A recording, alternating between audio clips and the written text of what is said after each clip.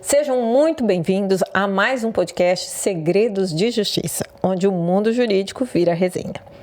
Nosso convidado de hoje é uma pessoa muito querida, particularmente muito querida, e um advogado que tem uma atuação na área criminal e ambiental bastante forte no interior do Espírito Santo. Seja muito bem-vindo, Dr. Lucas Escaramuza. Prazer é todo meu, doutora Carla. É uma honra estar aqui com você. Tenho acompanhado o podcast. Fiquei muito feliz de ter sido convidado. É uma honra. Tenho uma admiração enorme por você, pelo seu trabalho. Desde quando você deu aula na FANorte, na época, não é? Foi coordenadora do curso. Minha esposa, advogada, teve você como professora. Foi minha orientanda, inclusive. Então, prazer enorme estar aqui e poder contribuir de alguma forma com esse diálogo, tá? Com esse bate-papo. Você sabe aqui, Lucas, que aqui a gente bate papo, né? A gente abre o jogo, coloca as cartas na mesa, conta os perrengues, as dificuldades, os bastidores da nossa vida no mundo jurídico. Porque muitas vezes dizem que o advogado só tem glamour, né? E a gente está aqui para contar as nossas dificuldades. Me conta como é que você começou aí na advocacia e nessa área principalmente criminal. Doutor, assim, eu sou advogado, eu costumo dizer que assim, eu não queria nem ser advogado, eu queria ser agrônomo. Agrônomo? Né? Agrônomo. E de agrônomo fui para biólogo, não é? Queria mexer com terra e tudo. Não falava em produzir, porque eu não me via com essa dimensão de produzir, de ter propriedades, etc. Mas o meu pai tinha uma paixão enorme pela advocacia, né? Teve grandes amigos advogados, né? Ele era um comerciante, ele lidava com isso, com compra e venda de cacau. E meu pai falou, olha, você vai ser advogado. Nossa! E eu não, ele falou, você vai ser advogado. E a gente tinha uma afinidade tão grande que um dia eu virei para ele e falei, eu vou ser advogado então. Por quê? Lucas, por que você é advogado? Porque papai pediu. Porque papai pediu. Olha, um bom filho, hein? E não me arrependo, né? Que e bacana. Comecei aí com 24 anos, 20 e poucos anos, né, na advocacia. Acho que em 2003 eu me formei, né? Na época até nem tinha, estava um ano e meio sem ter a prova da OAB, uma loucura no estado do Espírito Santo, né? A gente queria fazer a prova da OAB e a OAB não aplicava fora, que coisa surreal para os tempos de hoje. Eu me recordo que a gente teve que entrar com mandado de segurança. Eu não, mas alguns bacharéis chegaram até que entrar com mandado de segurança, na época na Justiça Federal, contra a OAB para fazer a prova da ordem. Olha que loucura. Olha e só. Nesse impasse eu fiquei 1 ano e meio esperando, né? Até que, por volta de 2005, comecei a advocacia e não parei mais. Aí fez a prova e logo passou também, Já né? foi e não parei mais. Ai, que bacana. E como é que o criminal entrou na sua vida? Eu sempre tive, desde a época da faculdade, um viés voltado para os direitos constitucionais, principalmente para as garantias individuais, né? Aquelas inerentes à pessoa humana, à sociedade em si. Artigo 1º, artigo 3º, 5º, da Constituição. Isso sempre me encantou muito. Né? E eu vi um mercado bom para mim ali, mas eu já terminei a faculdade passando na prova da OAB, praticamente entrando em sala de aula. E quando eu chego em sala de aula em 2005, né, quase 20 anos, eu já entro na sala de aula com uma oportunidade de lidar com o que eu gostava, que era direito constitucional e o direito processual penal.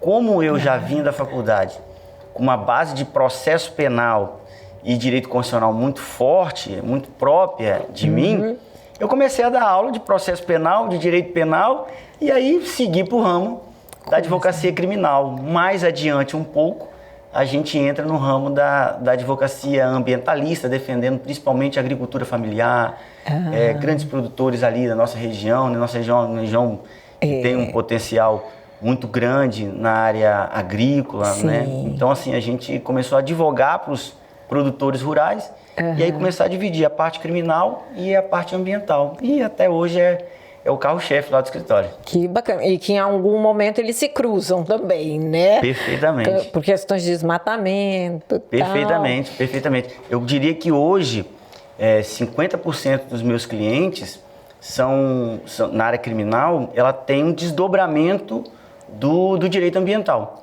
de um dano ambiental.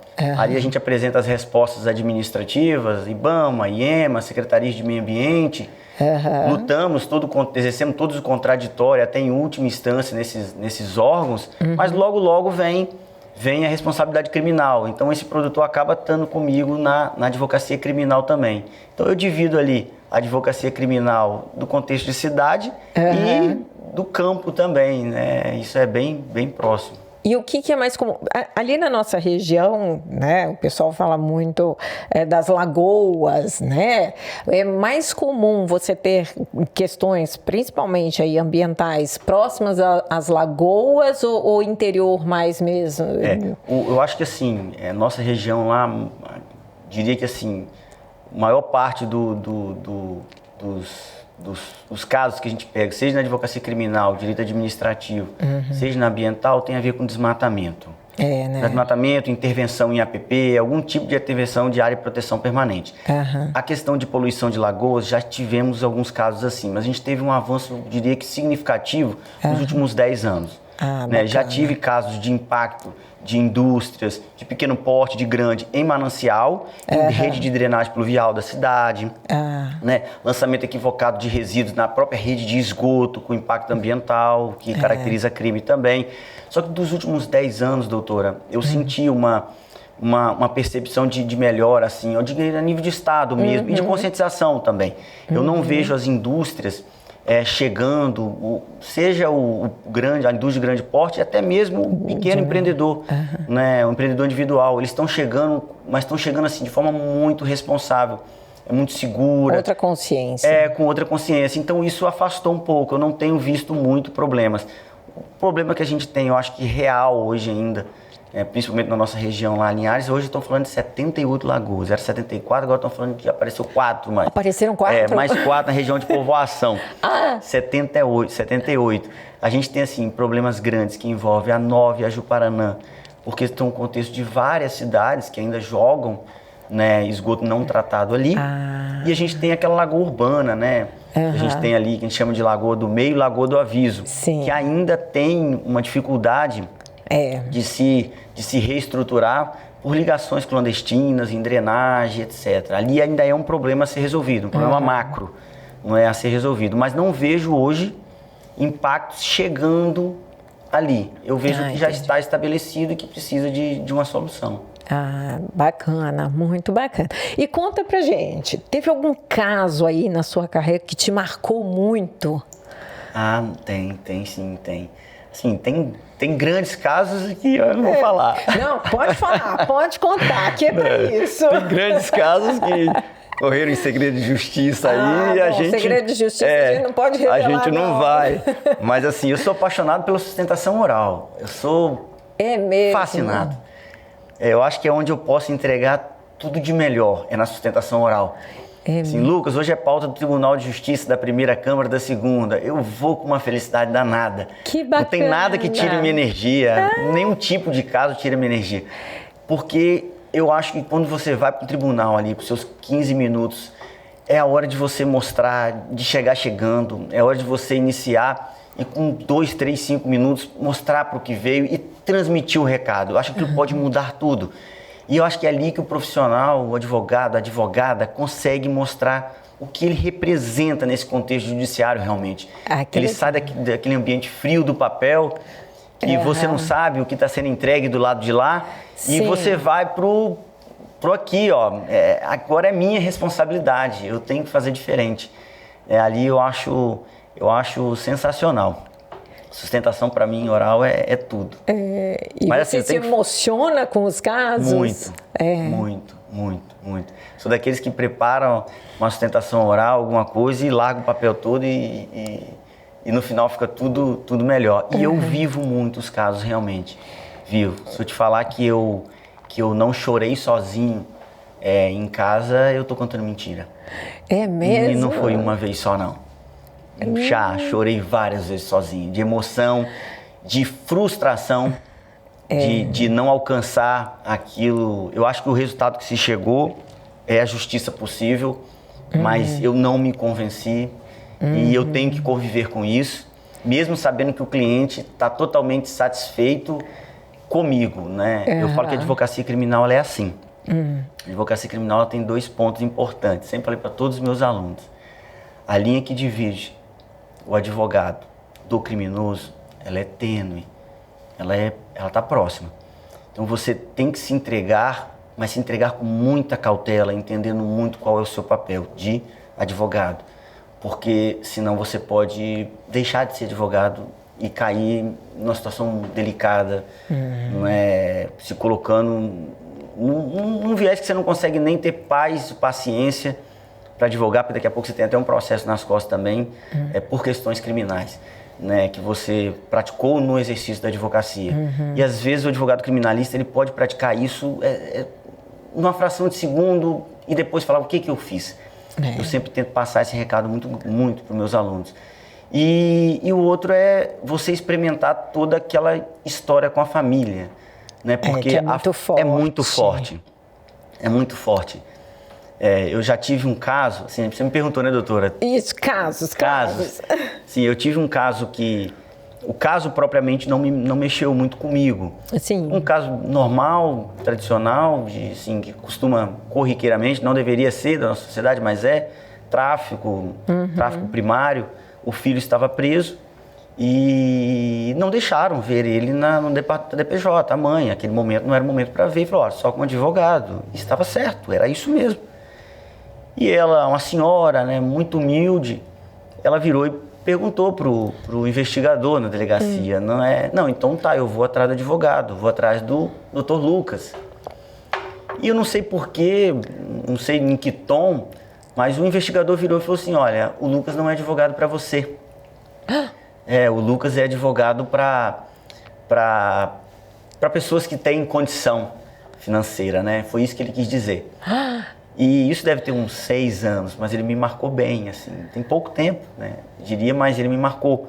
Eu sempre carrego isso comigo no coração toda vez que eu vou atender um cliente assim, porque o percentual, um perfil mais humilde, mas que está ali porque acredita em mim e não está medindo esforço para ter aquele profissional que representa ela ou ele, né? E quando ela chegou, ela chorava muito, chorava demais. E eu achando que ela chorava porque o filho dela estava preso. Mas não era. Quando eu acalmei, dei uma água, ela conseguiu me explicar. Ela falou assim, olha, eu falei que eu vim atrás de você, doutor. E o rapaz da delegacia, do DPJ, me disse que o senhor não era advogado para mim. Era advogado para rico, ainda citou nomes. Aí eu peguei na mão dela e falei com ela, olha, deixa eu viver sua história com você. Deixa eu só viver sua história com você. Né? E depois, amanhã, semana que vem, você vai vir aqui e a gente vai estabelecer uma forma de pagamento justa para mim, totalmente justa e totalmente possível para a senhora dentro do seu planejamento, tá? Eu tenho certeza. Vamos viver esse momento agora junto, tá? Então eu vou lá ver o seu filho e depois a gente volta a conversar. Isso me marcou demais. E eu sempre estabeleci uma relação de muita confiança. Então eu falo assim, o advogado criminal, o meu cliente na advocacia criminal, ele vem até mim. Hoje, legal, ele vem. Que bacana. Por isso que a gente criou. Advogar é relacionamento, né, doutora? Sim, sem dúvida. É relacionamento. É relacionamento. Eu tenho um outro caso, assim, criminal também. Posso, né? Pode, fica à vontade. Um outro caso que me chamou a atenção e meus alunos adoram. Quando a gente tô ali no 8º, 9º período, não é para esse caso não. Mas agora eu tô no 3º, 4º, eles adoram esse. Fui para uma audiência, tráfico com porte. Tráfico e porte. Primário, né, não tinha associação, né? Cheguei para ele e falei, olha, você vai pegar um tráfico primário, você vai pegar o mínimo no porte, você foi pego com a arma, ele foi pego com a calibre 12, né, em casa. Não é? Ele foi pego com a calibre 12 em casa. Eu falei, não tem jeito, quem mora na sua casa é você e sua mãe, entendeu? Mas essa arma era do meu avô. Eu falei, mas seu avô está falecido, a arma hoje é sua. Então, assim, é uma calibre 12, né? Eu nem sei se na época do seu avô ele devia ter uma garrucha, calibre 12, era um cara de uns 30 e poucos anos. Né? E virei para ele e falei assim, confessa tudo. Você já confessou na delegacia, continua, pega a pena mínima e tudo. Você vai pegar um semiaberto, não é? Vai cumprir... Cara, no pior das hipóteses isso, sabe? Eu acho que é uma história que vai ficar... vai ser vencida de uma forma boa para você, assim. Se eu te vender o contrário, eu não tô te não estou te ajudando. Sim. Tá certo, doutor, é isso mesmo. Tudo bem.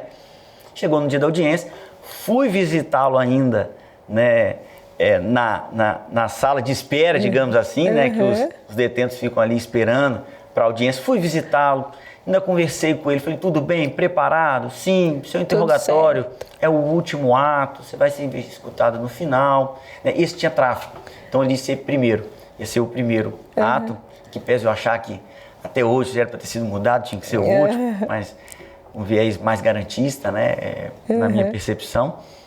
E falei com ele, ele falou, não, doutor, tá tudo certinho, então tá, então vamos embora, vamos para a audiência.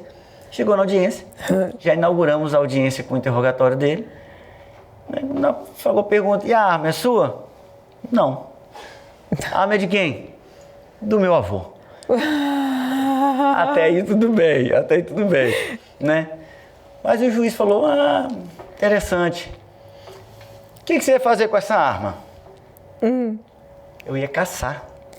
Aí quando ele falou, eu ia caçar, o juiz olhou para mim, o promotor falou, doutor, você não disse que ia colaborar? Eu falei, mas eu também achava. Eu falei, meu amigo, tem certeza? Não, doutor, eu ia caçar. Aí eu fui no ouvidinho dele, com uma calibre 12. Ele falou, Aí o juiz olhou para mim, muito educado, muito gentil. Doutor Lucas, o senhor quer ir ali no meu gabinete com ele para bater um papo? Eu falei, doutor, vamos embora. Fui com ele e falei, rapaz, o que aconteceu com você? Ele falou, não, lá na sala que eu estava esperando, todo mundo falou, não confessa, fala que a arma é para caçar. Né? E todo mundo no dia estava com um contexto de armamento, de alguma coisa, então acho que é um raciocínio meio conjunto, colocaram na cabeça dele. Então por isso, doutora Carla, que eu costumo falar com os meus alunos, a advocacia criminal é tão tênue. Você já pensou se eu tivesse virado para ele e falado, olha, faz isso, faz aquilo, e ele na hora resolve não falar e falar que foi o advogado que mandou ele falar. Não é? Então, é complicado. Que loucura, né? Olha como é que vai ficar diante de, não que esteja certo, que esteja errado, mas né, o nome da gente, né, a linha que a gente trabalha, o respeito que a gente tem no ambiente jurídico com o promotor, com o juiz. Conversei com ele, ele voltou e falou, doutor, realmente não era para caçar, a arma era minha, né, tava lá, também não usava ela para o tráfico, não fazia escolta de ninguém, foi o que ele falou, tinha ela porque eu tenho um temor, porque realmente eu estava no tráfico, mas não era para fazer escolta, não era para associação, não, era minha. Aí o juiz falou, que bom, porque se o senhor tivesse insistido, eu ia dizer que você tem que caçar na selva africana, né? Na Mata-Leão, aqui na Goitacazes, aqui no Espírito Santo, não tem rinoceronte, não tem elefante, não tem nada disso, meu filho. Você vai explodir um tatu, pelo amor de Deus, né? Explodir um gambá não faz sentido, não. Então, tem dessas coisas assim. Nossa, e por aí vai, né? São muitas histórias, né? Porque... Um outro, doutora, que me marcou muito também, deve ter uns 10 anos, né? Até com uma juíza de linhagem, juíza muito boa, né? E esse cara é um dos maiores casos de erro criminal. Se você pegar as revisões criminais, né, para desconstituir a coisa julgada, né, limpar a imagem até de um falecido, a honra da família, quando isso é descoberto após o crime, são os casos de violência no núcleo familiar, principalmente violências sexuais envolvendo crianças, etc. É algo que me machuca muito, a advocacia que eu já fiz, atuo, porque também são os maiores casos de erros criminais, mas é algo que mexe muito comigo, né? Eu tenho a Júlia, né, 10 anos, a minha filha, eu cresci, a Júlia cresceu e eu dando aula. Então eu sempre cheguei em casa, ela estava dormindo. Então não tinha aquilo de bença pai para dormir, mas eu sempre cheguei, né, todas as vezes, e até hoje. Se ela estiver dormindo, eu vou no ouvido dela, minha princesa, minha estrelinha, a estrela mais reluzente, mais brilhante de todas as galáxias desse universo. De vez em quando eu vejo aquele sorrisinho, né? Você não está dormindo, mas papai está ali. E quando eu estou dormindo, ela chega, meu cometa, né? Reluzente. Então, assim, minha afinidade com a minha filha, com a minha esposa é muito grande. Então, essa advocacia no núcleo familiar, onde você deveria ter o núcleo total de proteção você não tem. Ela machuca muito, ela exige muito da advogada, do advogado, do promotor, da promotora, do juiz, da juíza. Exige muito da gente, muito mesmo. E os erros criminais também são muito grandes. Os maiores casos de revisão criminal são casos assim de violências.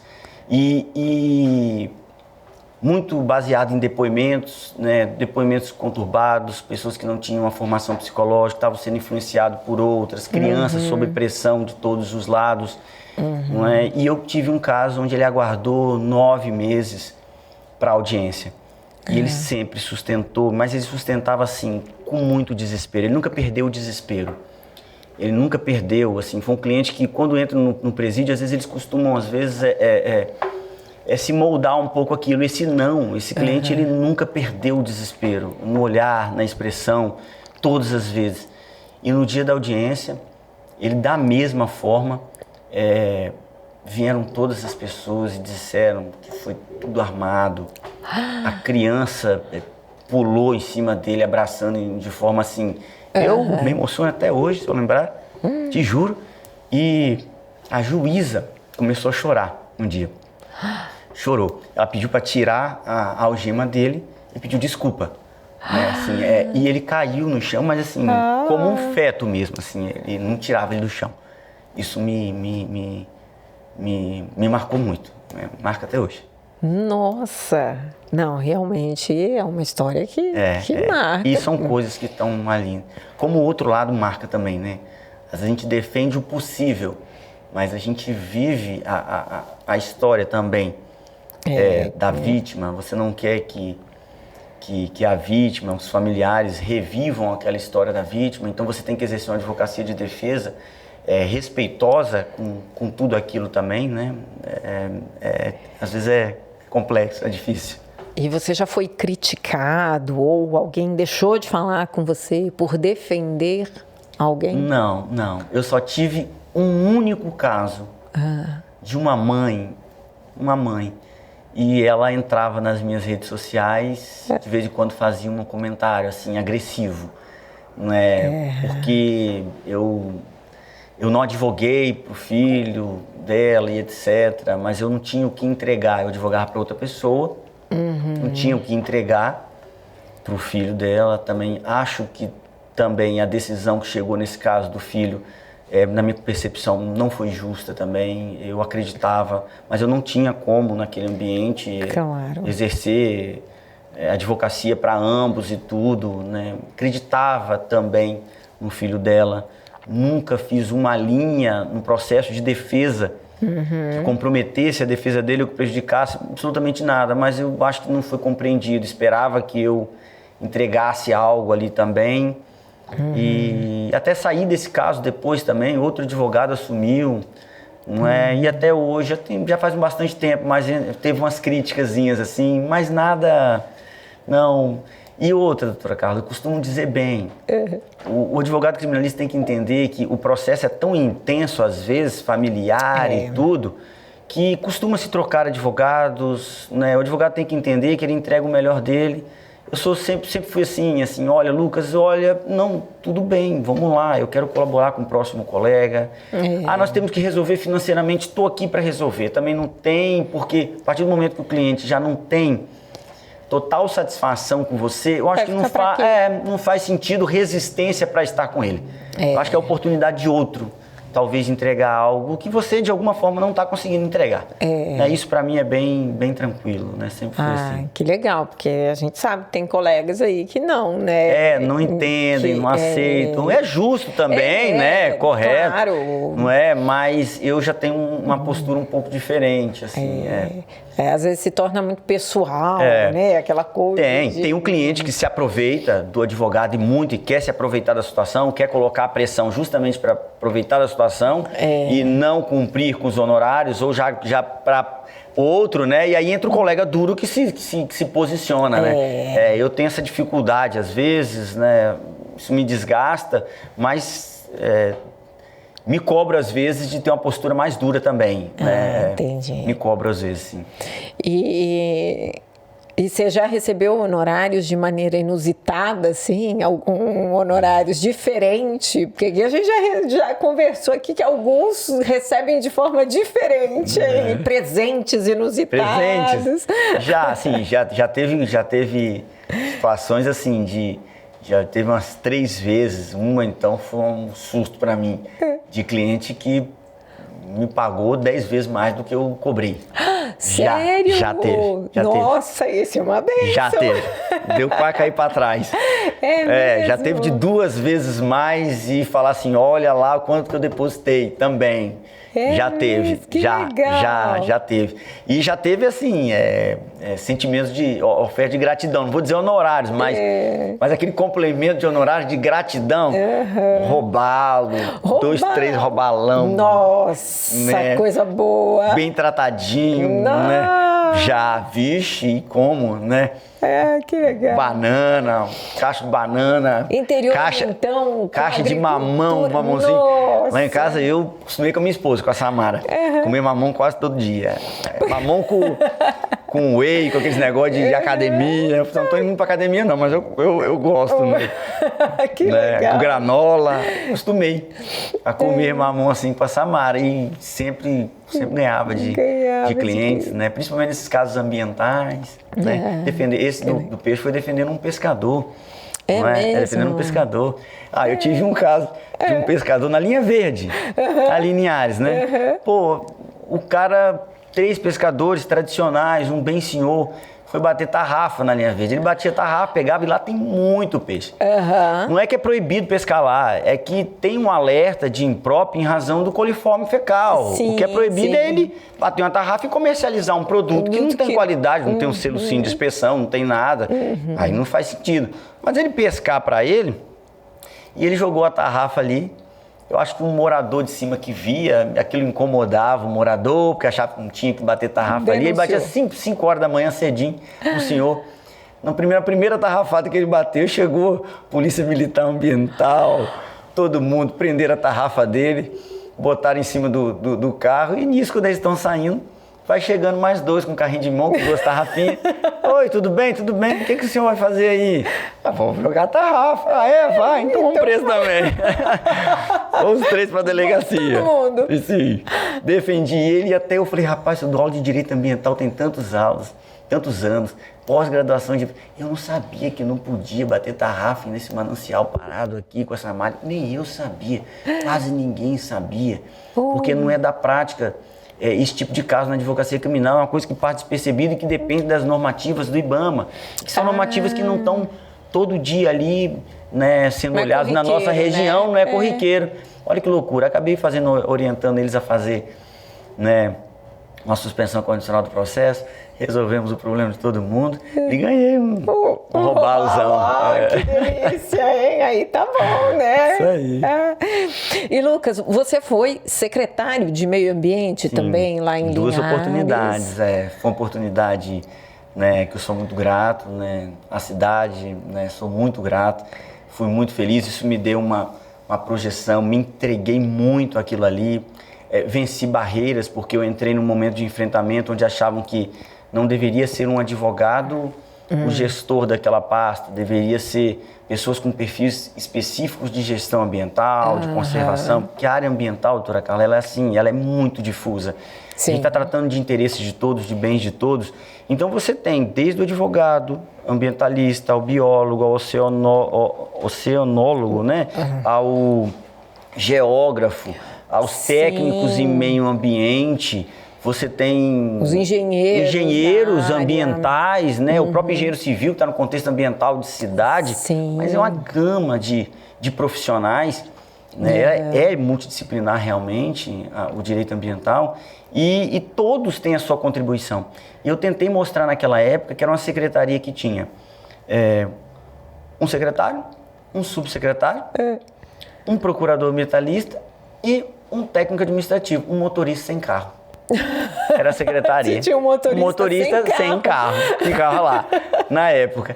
E tudo era aqui em Vitória, no IEMA, né, na capital. E aí a gente tinha que ter todos os consultores, quem produz em Linhares, né? Quem produz lá na região da nossa cidade. Eu falo que quem produz, quem gera oportunidade, emprego e renda, carrega tudo isso no colo. Nós somos prestadores de serviço, né, doutora? A gente empreende no nosso negócio, oferecendo o melhor de nós para quem produz. Exato. Né? Eu sempre disse isso. Sou muito grato às pessoas que empreendem e geram oportunidade. Sim. E eu sabia que o meu desafio era fazer com que essas pessoas que produziam na cidade tivessem facilidades, né, no seu processo de entrega para a cidade.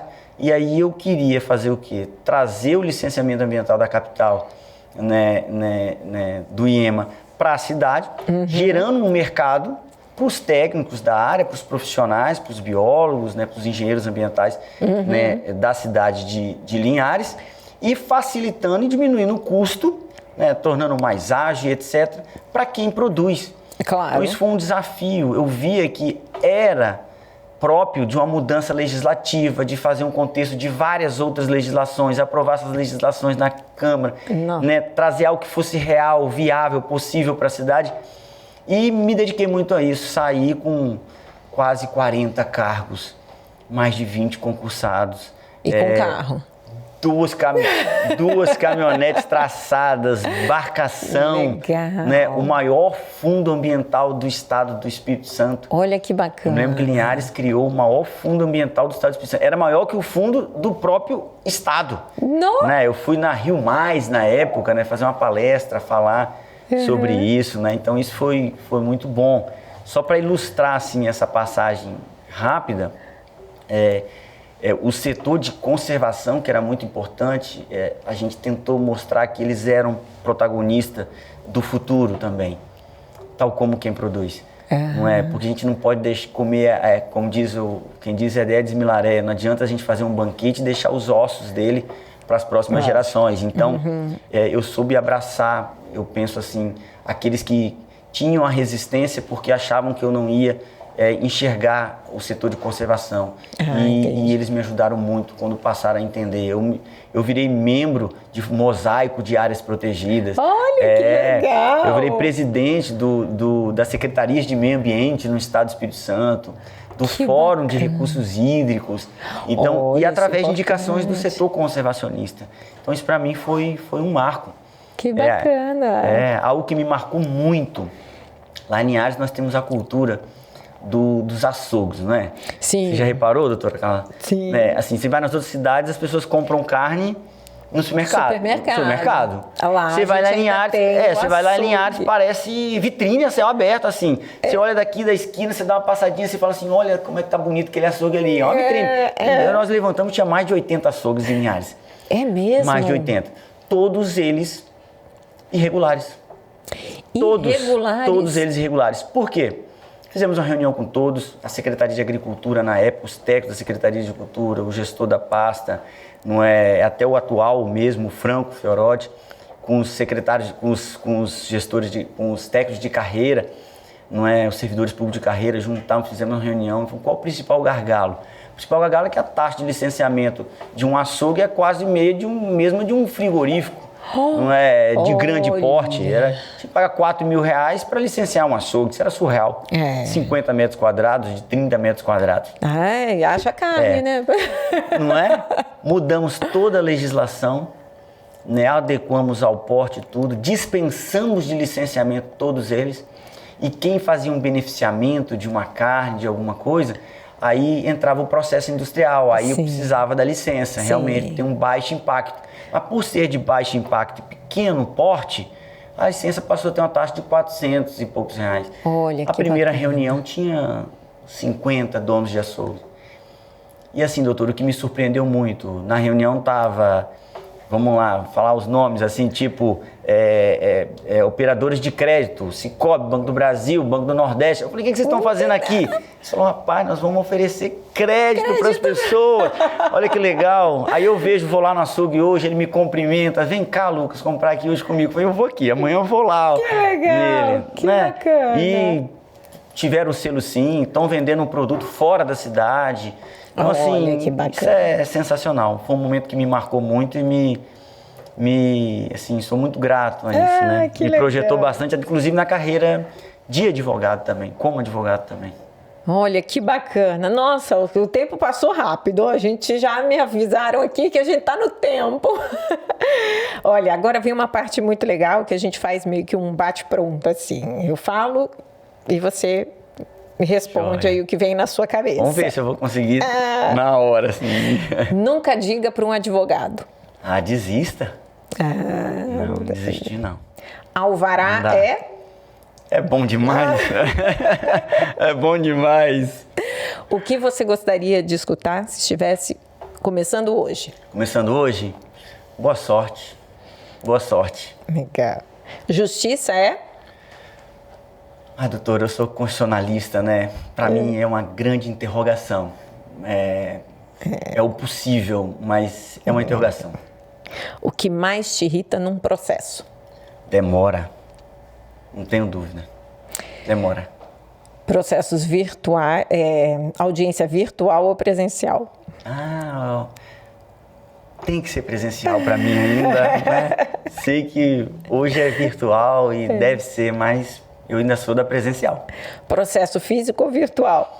Eu ainda quero físico, mas não dá para voltar atrás não, me perdoa.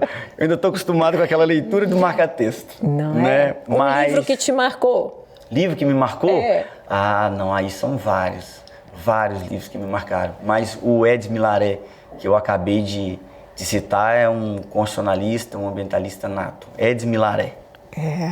São... Direito nas redes sociais? Um desafio. Principalmente nas fake news de hoje aí, né? Nas máscaras que existem na rede. Desafio grande para o direito.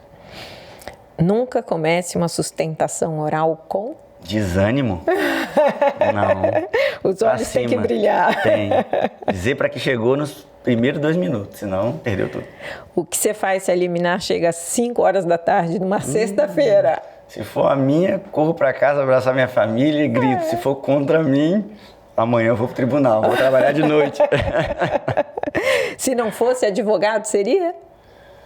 Hoje, professor. Ah, bacana. Professor. Que não deixa de ser também, né? Professor. Ah, Lucas, muito, muito obrigada. Foi ótimo esse bate-papo. Eu te agradeço, doutora. Você é muito querida. Você, sua família.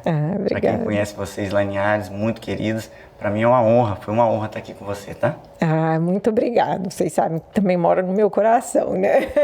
E vocês não esqueçam de curtir, compartilhar e contar alguma história, se você tiver. Quem sabe você não vem aqui nos Segredos de Justiça. Até a próxima!